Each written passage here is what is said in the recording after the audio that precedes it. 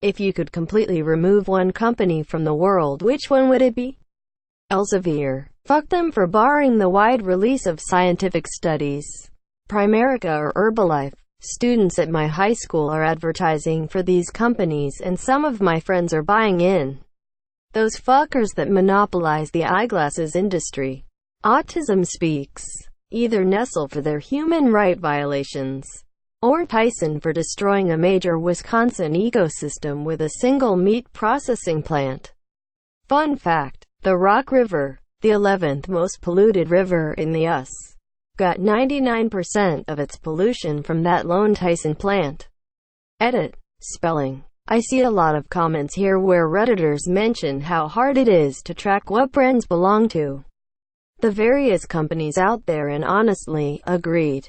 There is this illusion of choice in so many consumer goods that ultimately trace back to like 10 major corporations. I'm not perfect, and sometimes convenience comes into play more than I'd like to admit.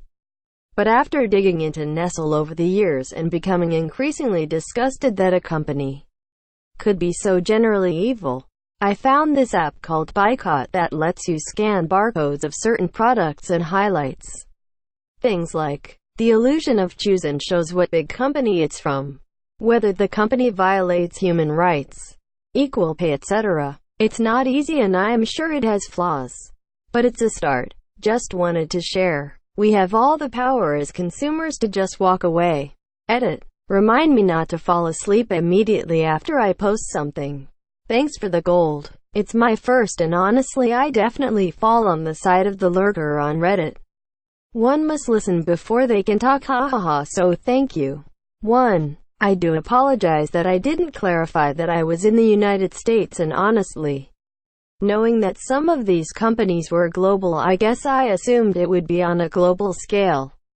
Definitely my mistake. 2. For those telling me, but who OWNSSS this app, or please don't use this app because Google and Facebook will take all your information and use it to sell you things.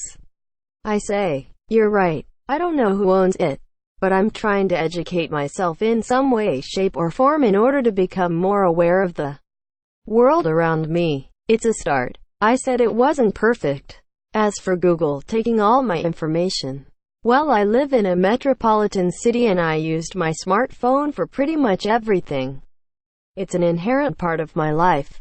It scares me shitless what these companies will do with the power we've given them, but considering we have free use of the internet and can use things like Reddit to talk to each other, I'm also grateful that it's a tool in my life. Until the new generation of government comes into play, one that can actually understand the internet, IDK, if we can really expect change. So why not educate yourself so that if the right parties get in power, you understand the issues more than you did yesterday. Or maybe run for office. 3. Someone below said, and I'm paraphrasing, the almighty dollar doesn't have power anymore because of the illusion of choice and consumer power doesn't exist. I have to say Reddit really bums me out sometimes. I work in an industry that's near the CPG world, and let me tell you, the almighty dollar is king.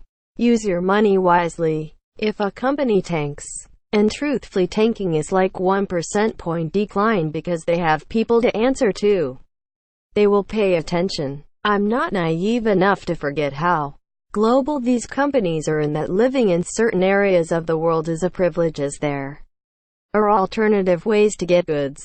But just try and pay attention. It's not going to be easy or convenient, but it's possible to also demand change. Edit 4. I'm learning so much, wow.